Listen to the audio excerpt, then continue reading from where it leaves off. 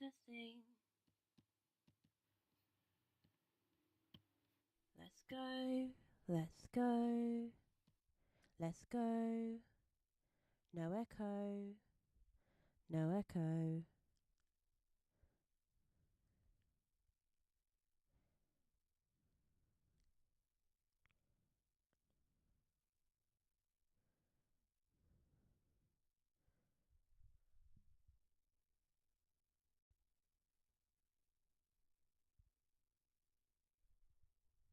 Turn you off. Hello? Is anybody there? Did I catch everybody on a bad day? Let me know. Because I can go. So I have a new camera. Let me just turn the light up a little bit.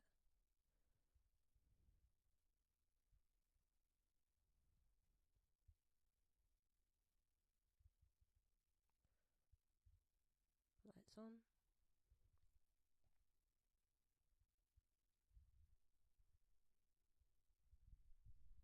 Here's my cat t-shirt. Feeling pretty good. How is everyone feeling? I will just talk to myself.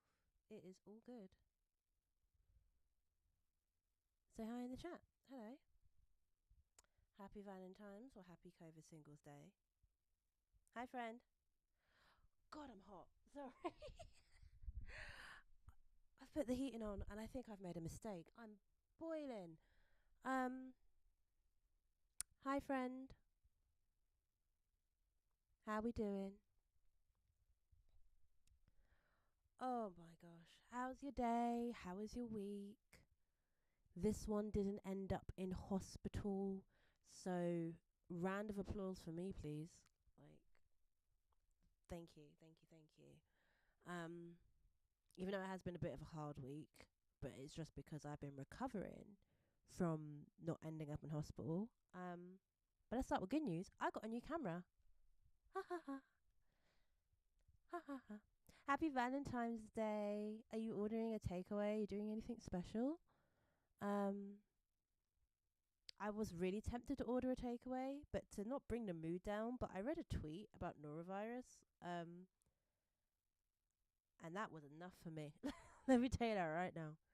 That was enough for me. Because, look, I don't know. It's not that. I don't know. I know how norovirus works. I clean and disinfect everything.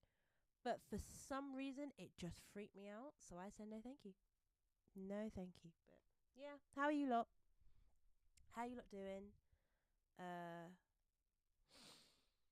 Oh, put anything in the chat you want to talk about, because it's mind you, the chat and the comments and stuff, they stay on YouTube. So if you want to put like any pay links in the chat, please feel free. Or if you want me to promote anything at the end of the video, I can add that at the end. So feel free to add any pay links in the video. Yeah. But let me know what you're doing for Valentine's. Let me know what you're doing for your weekend, I suppose. Because, yeah.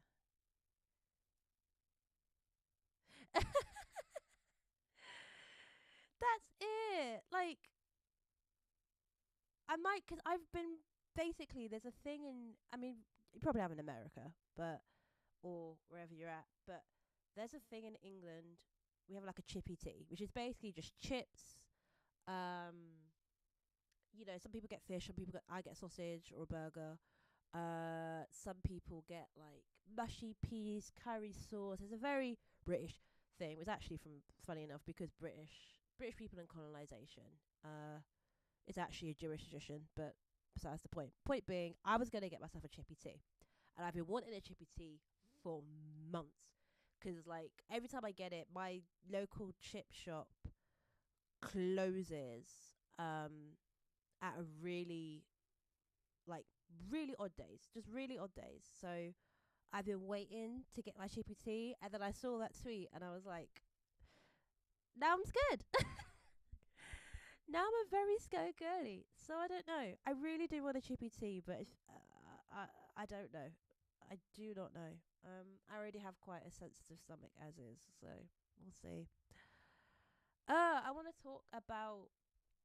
Funny enough, this whole live was gonna be just talking about how I'm proud of myself for not overworking because of disability, disabled integrity. I don't think that's the right phrase, but like, you know, having a good idea of what disability justice is, disability um, revolution, disability thought, whatever. Having a good idea of what that is, knowing what I want to achieve, and yeah, not overworking myself by like putting out videos and stuff. But the conversations, the conversations that have been happening online. Oh boy. Oh boy. And it kind of like links in a lot because for me it is it kind of like links into like how a lot of people are just viscerally searching for capital and not really actually looking at the issue at hand. Um, but yeah, good. I love a bit of goss. I love a bit of goss. But yeah, we'll just wait for a second. That's what I'll wait for me to catch my breath.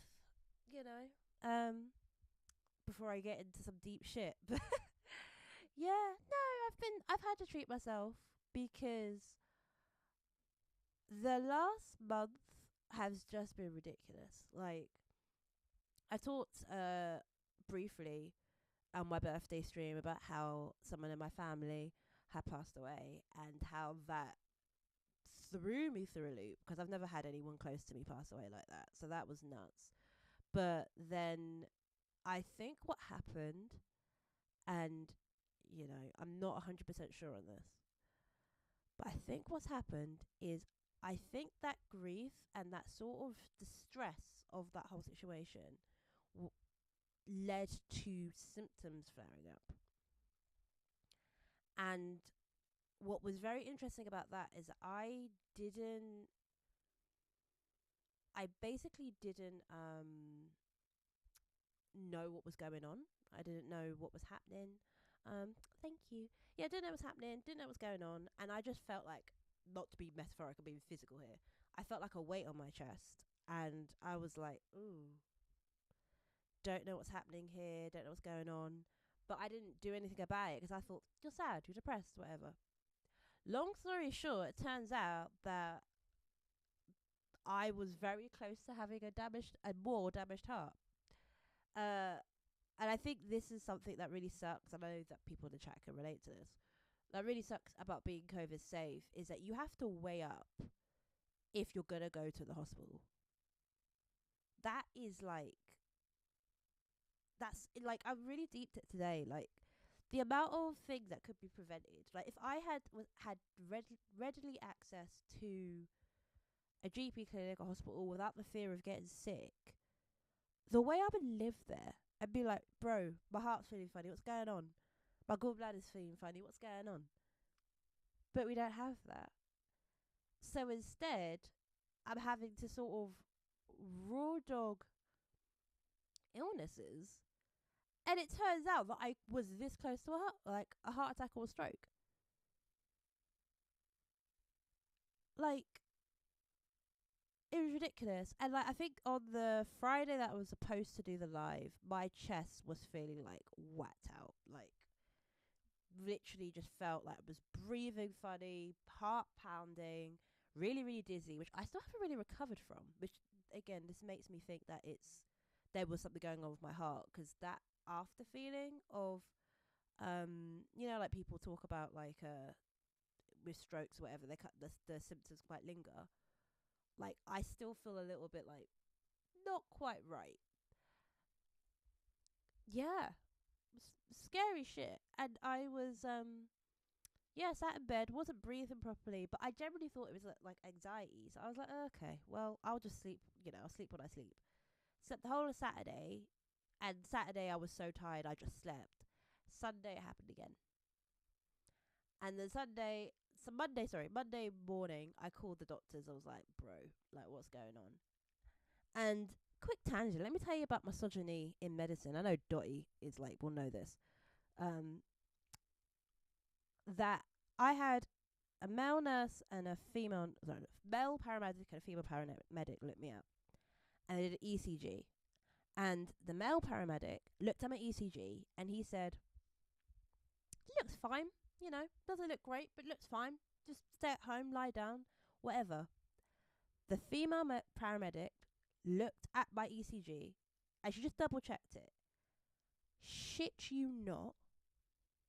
She said, okay, we're taking her to hospital. This is bad. Like, literally, I didn't have a choice. They literally were packing my stuff up as, like, that was how bad it was. And I was like, so what was the difference between this guy looking at my ECG and being like, it's fine, and this random lady essentially being like, nah, actually, she needs to go to hospital? Medical misogynoir, we'll get to another day. But, so, go hospital, didn't know hospital trip, it was fine, whatever. Caught up on a lot of daytime TV, but yeah, couldn't really catch it because obviously it was a 9 hour wait. So yeah, like it was what it was. Um, I got asked as a dude non-black. Yeah, of course it was. Funny enough, the woman was non-black as well. They're both all white, but yeah, yeah.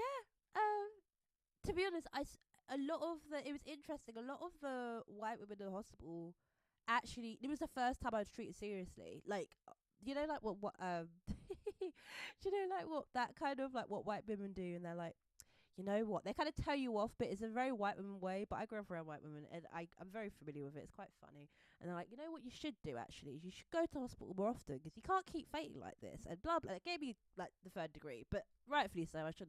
They were right. I should have gone to hospital when I started feeling chest pains, but yeah, the the guys in the hospital were like, "You're fine, go away." Like it was just like, and obviously because of misogyny, the guys were doctors, women were nurses, blah blah blah. Like, yeah, of course. Like it's not even like a question. Like you know the drill, but yeah, like the compassion I saw that day from that lady, and it's what is really scary is that if that lady didn't read my ECG, that is one of the two or three only pieces of evidence I have that I have some form of heart problem. And if it wasn't for that lady, I wouldn't have that. Like my primary isn't black, but she is. She's been like one of the main doctors to finally take my chronic illnesses seriously. Look, and it's like why I'm not gonna go on a huge tangent, but it's why I do. Why a lot of people think health is such a neutral thing, and it ain't, because your social standing or where you are or how poor you are, your environmental like location or whatever, is so it really affects the way that you're treated. Like I've just moved. I mean, I've moved to a new area. Moved last year. Time's moving fast. I moved last year, June, to this new area. Mind you, I'm only 10 minutes up the road from where I was. 10, 15 minutes at tops. Where I lived last, like, I had doctors square up to me, like, wanting to fight me because I wanted to be taken seriously. Like, I remember this one doctor, this is when my gallbladder went funny. Literally threatened, like called me pathetic, called me all sort of names, and me being the argumentative person that I was, I literally was like, all right, square up. Like, wanted to fight me because wouldn't take me seriously. And it's like, yeah. And then you get other people where it's like, yeah, something's bad, whatever. That's it. Some lines are a little difficult to see in the ECG. A very small variation can be started. Definitely, I've watched nurses and doctors kill people fighting over what to do. Yeah. Yeah. Yeah. And that's the thing. I think the way I the way that my heart is, like, I know that there's something off of my heart, but because, okay, tangent, but it's relevant. I think what has happened is, um because I've sort of not self-medicated, but with all the pain that I've had, whatever, I've kind of got doctor's prescriptions and my prescriptions or whatever. I think what I've done is I've sort of made the perfect concoction for me. But then when it comes to having an ECG, it means that, like, things are hard to see. Like, whereas if I just went on what the doctors have just prescribed me, I think they would be able to see it more, if that makes any sense. It's a lot. Um but yeah, and I can kind of be sort of sympathetic to the understanding that, like, ECGs are really difficult, because, like, I've had so many ECGs and they are, like, especially when you have something that is cardiovascular, but it's not very typical, it's atypical. It is hard to see, but the fact that it changed so quickly, it's all about, like you said, it's all about ego. And going back to it is why health is just not a neutral thing. Um, yeah, because, like, and I think it's interesting because, like, without getting too much into my job, I work for a charity that deals with emergency medicine people, and the way that they beef with, like, GPs, hospital staff or whatever, because they're like, oh, we see a problem here, and then when they get to hospital, they're never dealt with. Like, ah, mate, fam, it's just. But that's been my month. I've been sick. And then I made it worse because I don't know if you've ever used I don't know if you've ever used those, like, nasal rinses. I used one, and I think that just tipped me over the edge because I was already wiped out. I was already sleep deprived. And then you mean to tell me I just put a bunch of medicine up my nose and I've already got a very sensitive sinus? Shut down. Lock off. But I'm proud of myself. Um, I am proud of myself that I took time to, like, actually go to the doctor to actually make sure I was seen. Cause yeah, yeah, wasn't that a coincidence?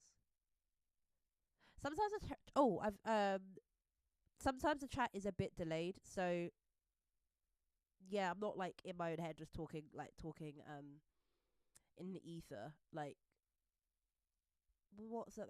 But yeah, you're right about it not being a as I just realized what you said, man. You're right about it not being a coincidence, and it is it's sad, but you know what? Like I said, I'm here. I'm well. I'm getting better. I think it was a bit of an eye opener of I do need to look after myself a bit better. Like, and this is the whole thing. This whole YouTube thing was like, okay, we're making sure we're doing lives that cut off at a certain time. We're making sure we're not overworking. I think I'm not as worried about, like, I need to make so many videos, or I need to um make sure that people are engaged and people know that I do music. Like, it's whatever at this point. I need to be well first before any of that happens. So that was sort of the theme of today, and I was gonna be like, wow, integrity, and, like, standing 10 toes down on um your ethos, and, like, the things that I preach online about, like, disability justice and blah blah blah blah blah, like how that is in a practice. And then yesterday happened. I wasn't really online yesterday because, like I said, I was tired. I was setting up. I'll show you in a second. I was setting up some stuff for a photo shoot, and the photo shoots I forgot take like 20 years to do when you're doing them by yourself. So I wasn't really online to see discourse. I wasn't really online to see what people were saying. I just was getting shit done, setting things up, and, like, popping in and out just to keep up with news, because my god, there's news every day. But yeah, just kind of looking at, and then I proper sat down this morning. I was like, okay, what the fuck has been said? What is going on? And my god, my god. And you see, if you don't know what I'm talking about, there's this person. Actually, I'm not even going to say their name. This person who was basically lamenting about how much they hate being disabled, and how they said actually nobody wishes about to be disabled, because everybody wants to be abled. Everybody would never wish for this life. And it was, when I saw the tweet, I was a bit like, oh, it's you, because this person has said things before. I think this person has a very middle class, like not even narrow, but just like boring view of life. And they've said some stuff before that's pissed me off. So I was like, no, thank you, white person. I don't know the gender, but no, thank you, white person. I am okay. Have fun with your tweets. I'll see you later. Like, yeah, and like I think they are definitely someone that likes to farm engagement. But that tweet yesterday is exactly what I was going to talk about today, and I think it is just the universe telling me that it needs to be talked about, because it is really depressing that I'm going to talk about you, America, for a second, because we'll get back to England in a second. But America, for just 1 sec. It is really depressing how, when you like use fascism and you use, like, say, authoritarianism, words, author, I think I said it right the first time. Words. When you use fascism and the like, and use it as a concept, like, what's the one with the white lady and the hoods and whatever? God, what's the one with the white lady in the hoods? I don't know. Like that show, you've got all these shows and it's like a concept.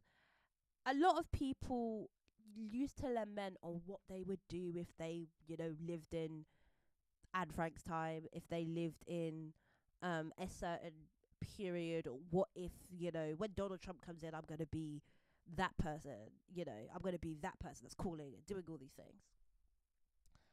And then when it comes to it, I think I knew it because I'm being black, but also growing up in a area with predominantly, like, people of all classes, but people who wanted to chase capitalism. When you grow up in that sort of area, you realize how much people are willing to drop you.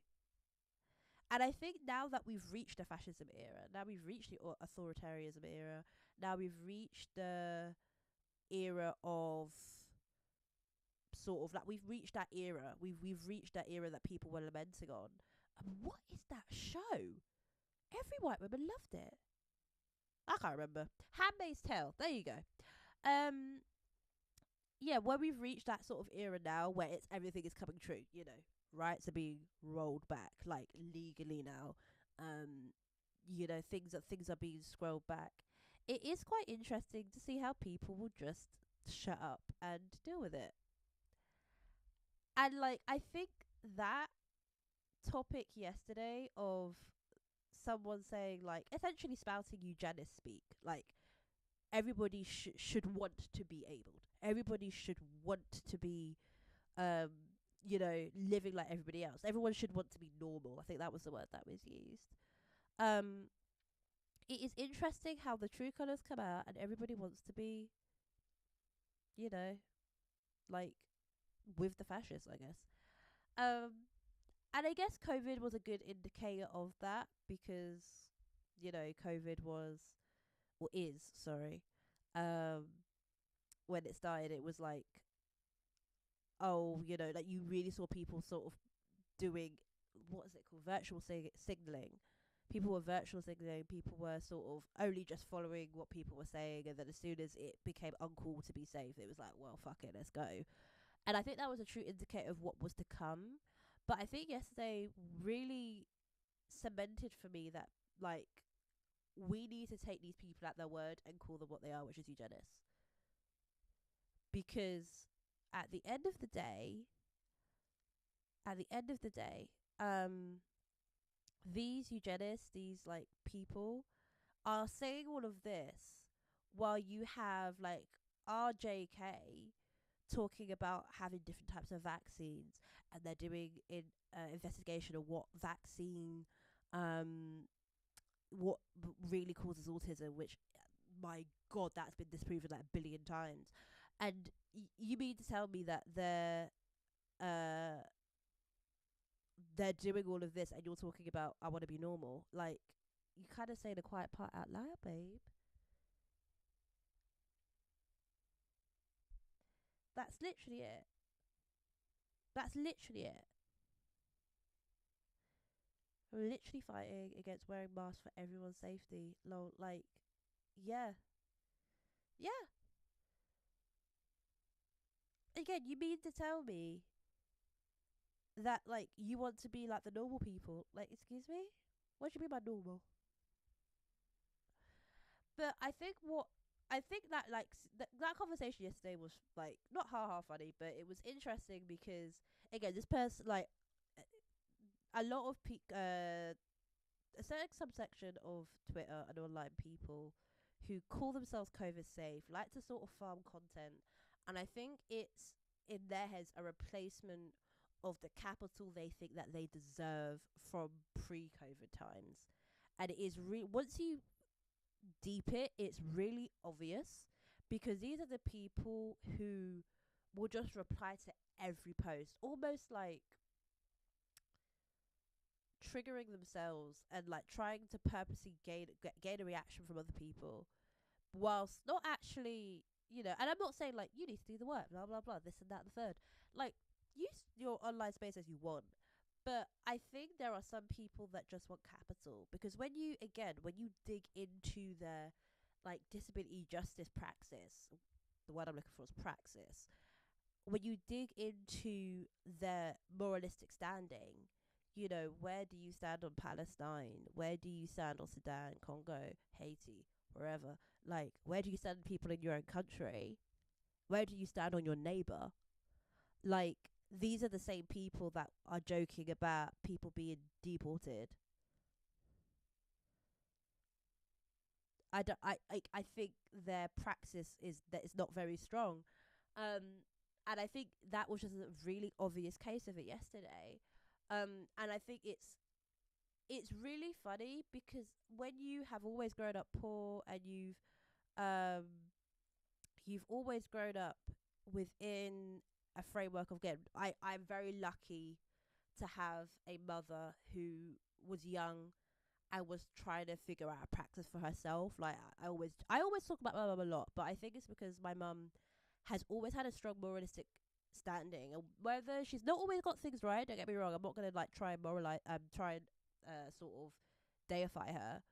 But the thing about my mum is that she's always sort of like put me on the right path. Like, she even like with little things, like she would always be like, Anush, you don't talk about women like that, or you don't talk about people like that, you don't talk about your neighbor like that, you make sure you be nice to your neighbor, don't get taken for an idiot. But you know, like you always move with love and integrity and things like that. So I've been very lucky in that respect.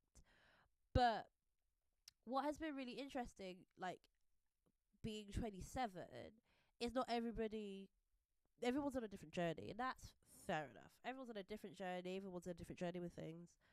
But you do also realize that some people just want that capital. They just want to be noticed. They just want to be seen. Like, I think about Mr. Blue Vest Man, and I think about like all of the crap that he did like during the first wave of Black Lives Matter, like from like 2011, 2012, 2013. And I think about like, wow, you did all of this, essentially chose to be that sort of respectable Negro off the backs of so many people's deaths. Shrunken was a better example, but we're here with DeRay. Anyway, um, he did all of that, and you're just doing this to be seen. You're doing this to be seen, you know? Like, it's really, like, you just recognize that not everyone's practice is the same. Everybody has a different set of practice, and this is, it's something that really sits with me, especially in this moment where things feel urgent, things feel like, okay, now. Um, you know, and it's like,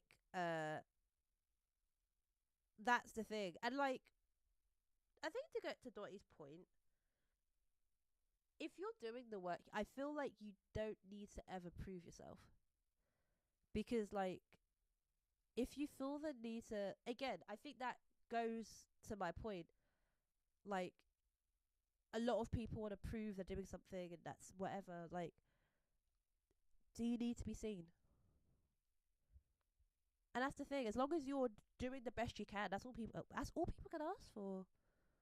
You know, like, and I think that's the thing about. I'm trying to veer it off, but let me come back. Let me come back to the point I was trying to make. I think about that point. That conversation yesterday is that I'm realizing that a lot of people are really just looking for that capital, something that they feel like they've earned, or they feel like they want to earn, because the way society's going, a lot of people are going to lose that capital. So they're trying to, again, prove to themselves, prove to other people that I am worthy of being seen, and I'm worthy of being part of the conversation. And they try and use, like, they kind of abuse and appropriate abolitionist like words and terms or whatever to kind of prove to themselves, like, yeah, I'm part of the conversation, I'm part of this. But then you prod them a little bit, and then you get something like this. You know, you get something like a eugenist who just wants everyone to be normal. Yeah, it's annoying. It sucks. But I honestly, like, to kind of shine a light on it is that, like, I really do believe, truly, wholeheartedly, that, like, you know, change is small, change is tiny, um, but sorry, I need to really turn my phone off. Change is small, change is tiny, but when you practice it and you do it every day, just little things, you will, like, that is what it takes. It starts small, but you just do those little things every day, because that's all you can do. You know, there's no reason for you to be seen. There's no reason for you to sort of be like. There's no reason for you to sort of be always in limelight, whatever. Like, you don't have to be. You just do little things every day. I made a YouTube short or a reel or whatever about, like, I made a little mask dispenser, and I just put it outside my door. So anyone that comes to my door has the opportunity of getting a mask. Free, whatever, just take it. And I used, it cost me 10 quid. I used a tissue dispenser thing, put some masks in it. It's steel, so it's not going to, like, deteriorate in the rain. Put it up by my front door, done. And it's like, that is such a simple thing.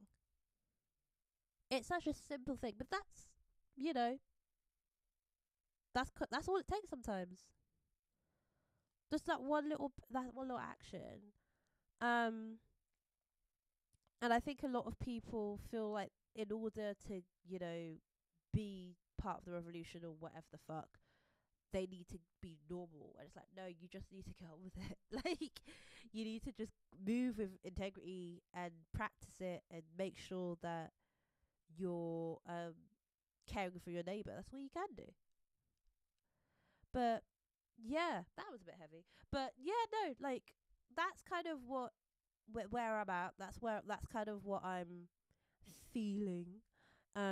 Because yeah, that conversation yesterday was a mess, and like, I think some people, like, especially like with TikTok, I think a lot of people get that sort of immediate gratification from things like TikTok and whatever. And I'm starting to sound like an old head shouting at the sky, but it's like, you know, it's always been a thing, because, you know, like, back in the 50s, you get people on the telephone calling in radio, and or like, you know, even before that, you get people, you know, writing articles, or, you know, standing on the streets with a megaphone. It's the same bullshit, but like, I think people get that sort of immediate gratification of just being told that they're right. So yeah, no, I understand sort of the motivations behind it, but I just, seeing yesterday someone trying to guilt trip their way into being, like, again, right, and having their eugenist thoughts heard was just a bit sad. Anyway, I'm gonna take a quick break, because, like I said, moving with intention. I'm not overdoing it. I'll be like 5 minutes. gonna scroll and promote this, and then we're gonna talk about the things I am doing. Um, like some some music stuff. Yeah, some music stuff, some other little bits and bobs. But yeah, we'll get back there. So give me a second.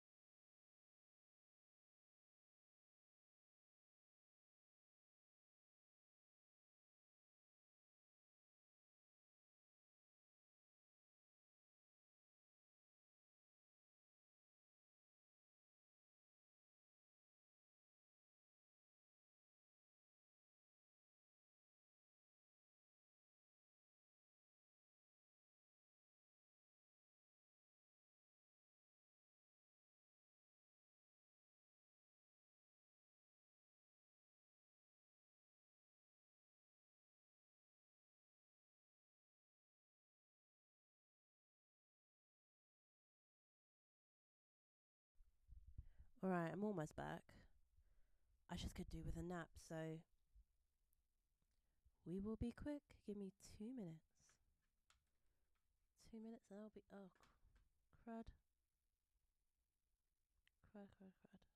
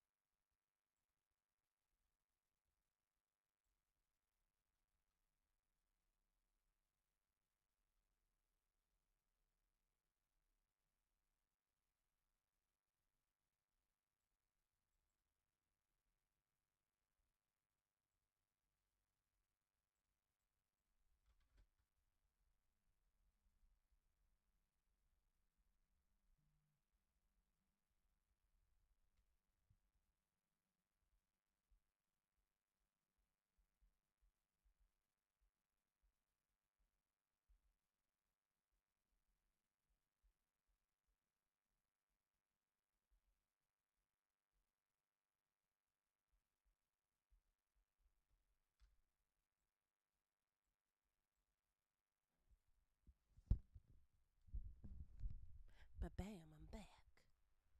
Right. Break. Video. Oh. Want to be like that then? Alright, there you go. We're back. We're back. We're back. Ah, there's a loop, isn't there? Oh, that's annoying. Alright, let's try it like this. Turn you off. 'Cause I wanted to show you something. Ah, window catcher. That's what I want.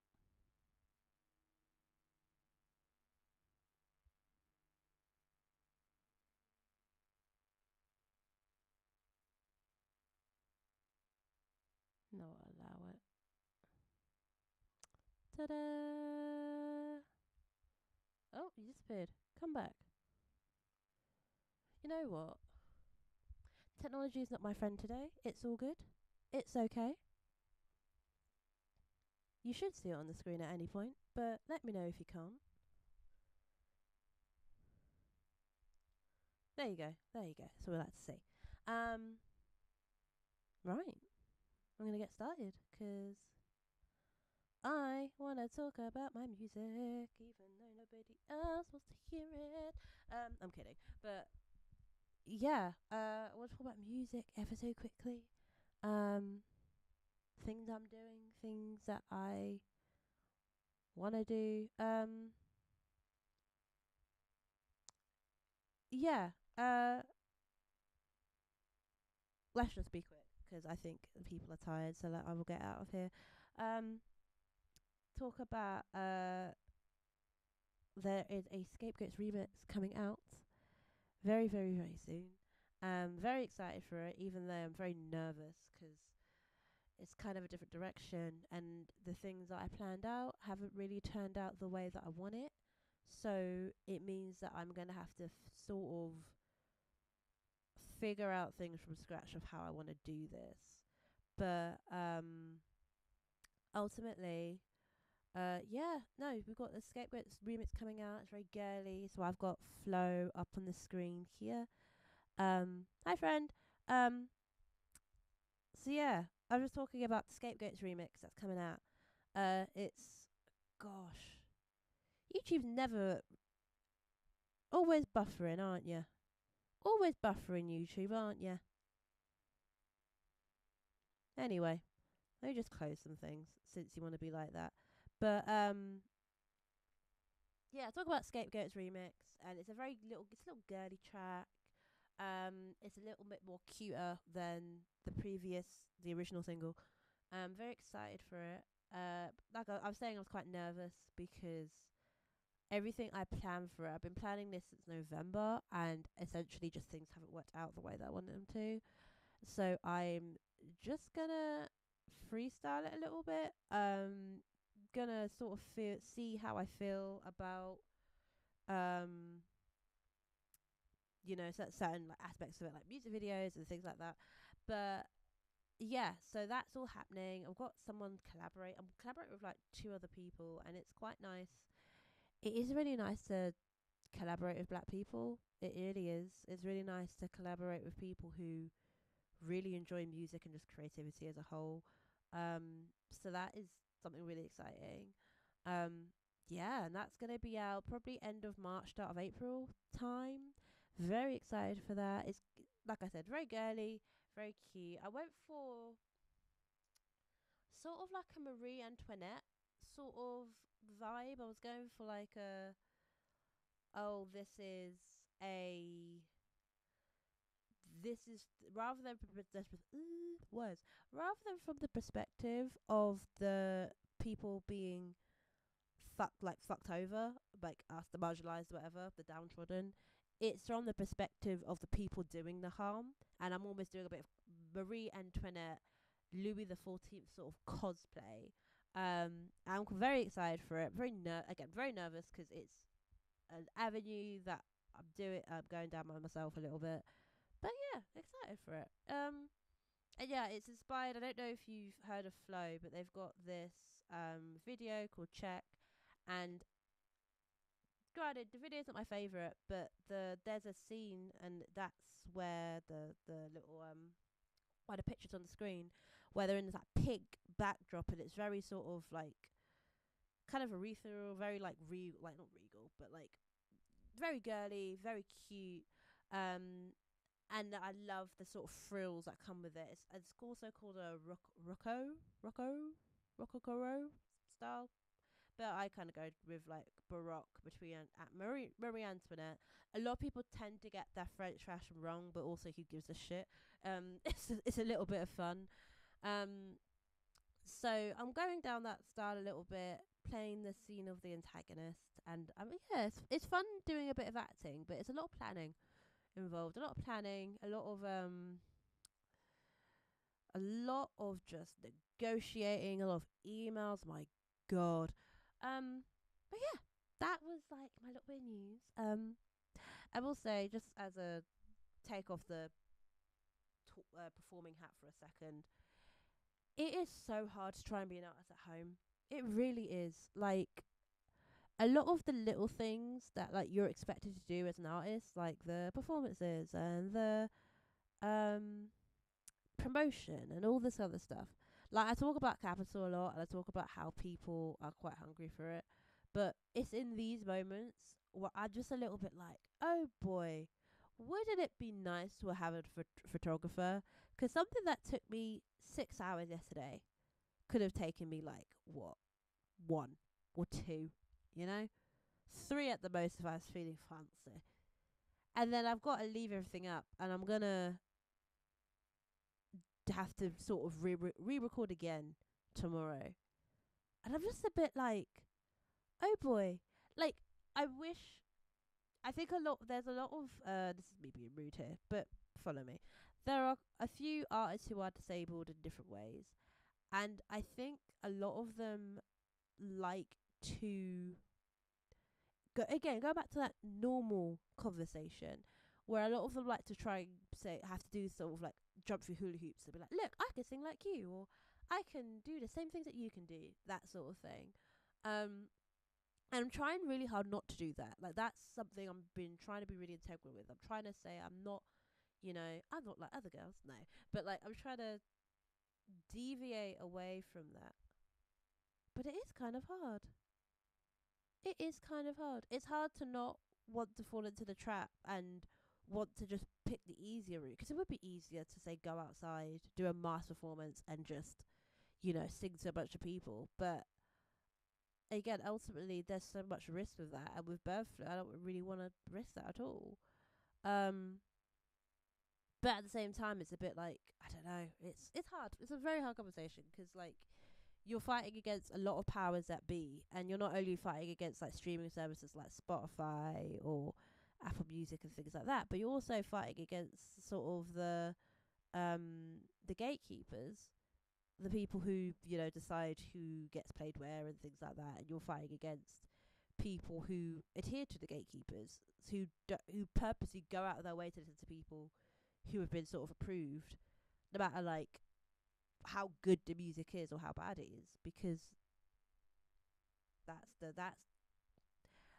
their role. Everyone plays into the role, and it sometimes just get a bit tiring. I'm a little bit not despondent, but like a little bit like downtrodden, but yeah, I'll get over it, I'll get past it. But yeah, anyway, I'm gonna leave it there because I'm starting to wane a little bit, and I don't want to talk people's ears off.